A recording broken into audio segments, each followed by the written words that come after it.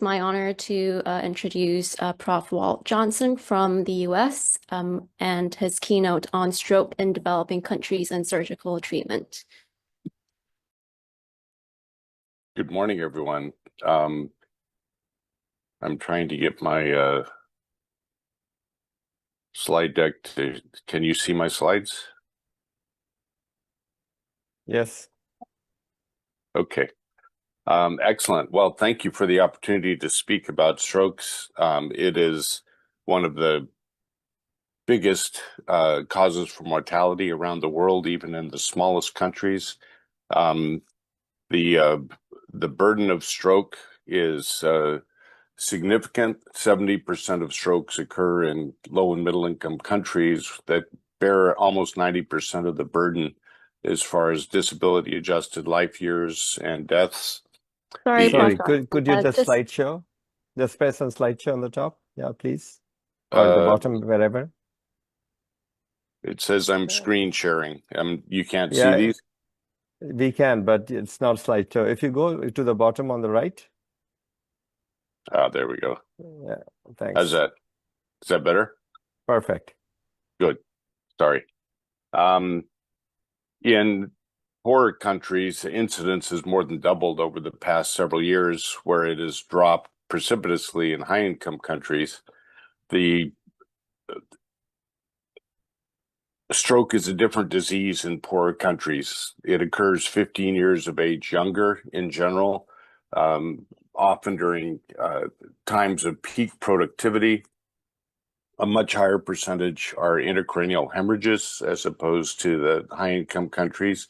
And of course, because of treatments and conditions in those countries, the case fatality rate is much, much higher.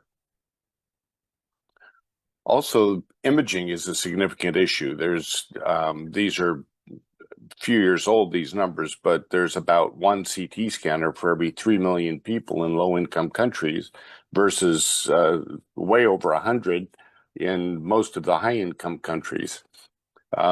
Primary prevention has totally failed because it has been non-existent in many countries. And what does exist is too little, too late.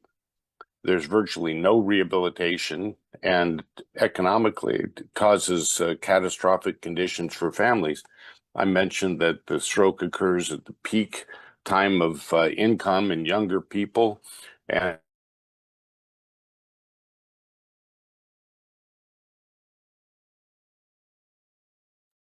Sorry, you're muted, Walt. I don't know how that happened, sorry. So it takes two people out of the family that could be earning income for the family. And of course, there's political consequences. People that are running for office or hold high offices in countries are taken out by strokes, and it causes instability. This is a map for NCDs, non-communicable diseases, and you can see particularly in around the equatorial regions that poorer countries, the incidence of NCD mortality is much greater. So when I was working at WHO, I was asked to review this manuscript for WHO bulletin called Managing Acute Stroke in Low Resource Settings, which was really looking at if you're a physician in a small clinical setting in a poor country and someone comes in with acute neurologic event and all you have is a bottle of aspirin and a blood pressure cuff, what do? Do you give the aspirin? Do you anticoagulate? So it was an excellent article and I gave it a good review, but I started looking around WHO, what are we actually doing for stroke? And there was virtually nothing. So I wrote a very strong editorial, as any good neurosurgeon would do, which they made me tone down dramatically because they said it was much too strong. But what was happening at WHO is their technical package for cardiovascular disease was entitled HEARTS, which really annoyed me because, like, what happened to the brain? Other than a small pictogram on the cover, it doesn't even mention the brain at all. And so I said, well, if you're a doctor in a small clinical space in a poor country, you have someone with an acute neurologic event, Sure, you're going to grab the book entitled Hearts to tell you what to do if you're not sure. I thought it was totally ridiculous that there was not more being done. So I suggested strongly to the Lancet, because of my work with them with the Lancet Commission on Global Surgery, that we needed a Lancet Commission on stroke, and particularly aimed at the developing world, which came out. It took a little bit longer due to COVID, but this was published in 2023. And basically, we're looking at 4 pillars of surveillance, prevention, what to do with an acute stroke, and then most importantly, rehabilitation. And we wanted to stratify this based on resources, just like TBI. What you can do in high-income countries can't be done realistically in poor countries. We wanted to deal with data, essential medicines, and appropriate surgical intervention. But what we found was that stroke mortality, by our estimation, would increase by 50%.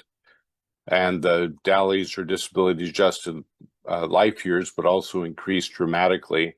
And the costs would go up exponentially based on what is available to do and lost productivity in those countries. And clearly, the reduction of the global burden of stroke was imminently necessary, and particularly in poorer countries.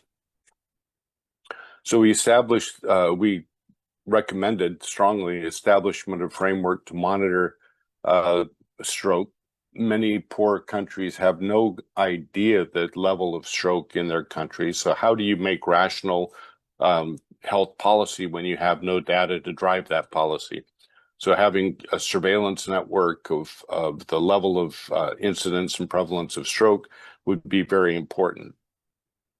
And then implement a population-wide prevention strategies. It's estimated, for example, in the country of Rwanda, 40% of the adult population are uncontrolled hypertensive. Well, that's not good when you're looking at cardiovascular risk prevention.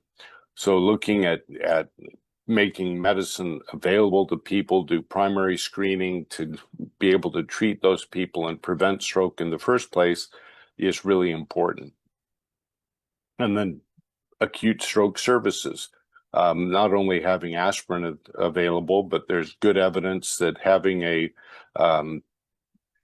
stroke unit, even if it's a single bed or two, monitoring blood pressure, heart rate, etc., has great implications for outcomes. And these are not expensive to open.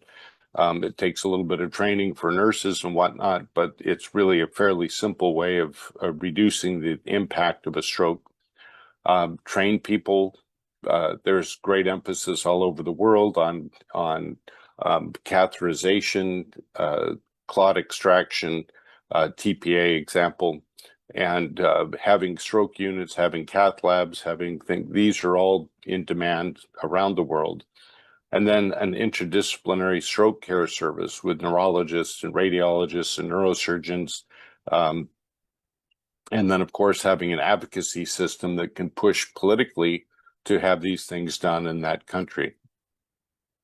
So we looked at primary or primordial prevention, looking at some of the things that drive cardiovascular risks, primary prevention, as I mentioned, and then secondary prevention. Once a stroke has occurred, how do you develop this polytherapy that will prevent extension? So I was asked to talk a little bit about the surgical treatment of stroke. And as you've already heard and you know, there's really 3 types of stroke that we are accustomed to. And neurosurgeons get called for TIAs and completed strokes.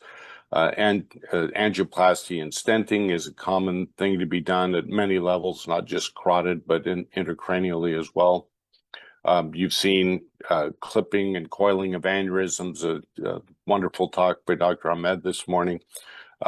Those are routine things that are done, but economically, in poor countries, if a surgical clip costs $200 and coiling costs $15,000, Most families will go for the craniotomy and the clipping just for economic reasons.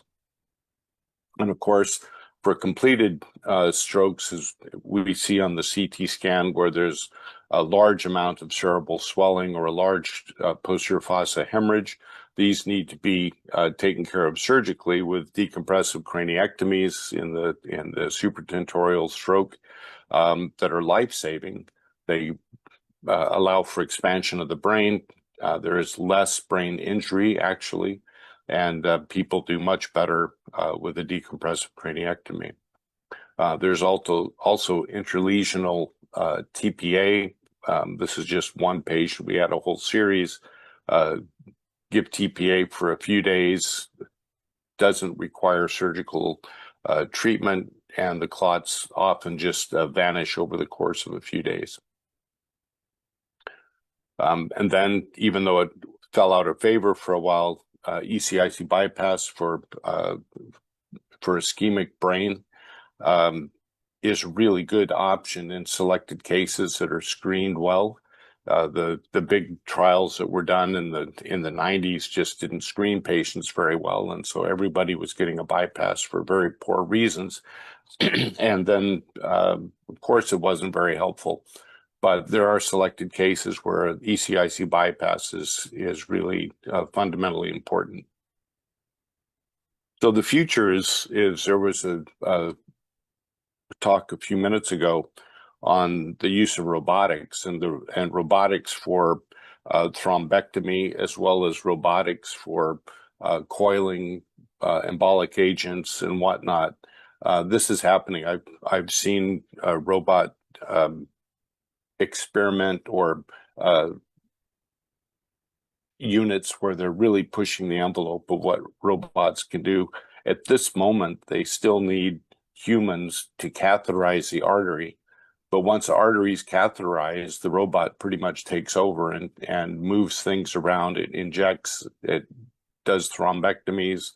There's many different things. There's, as you've heard from previous talks, all the different gadgets, if I can be unprofessional enough to use that term, but all the different things that are being developed for the use in embolization and water, just remarkable. So the future for stroke care is still emerging, and there's a lot that can be done, but it's a global issue that needs to be addressed by all of us. And I thank you very much for this time. And that's perfect. Thank you for ending your talk right on time. Next, I'd like to invite Ms. April Subangan, who's the CEO of Mission Brain, to deliver her talk on what global neurosurgery is and its importance.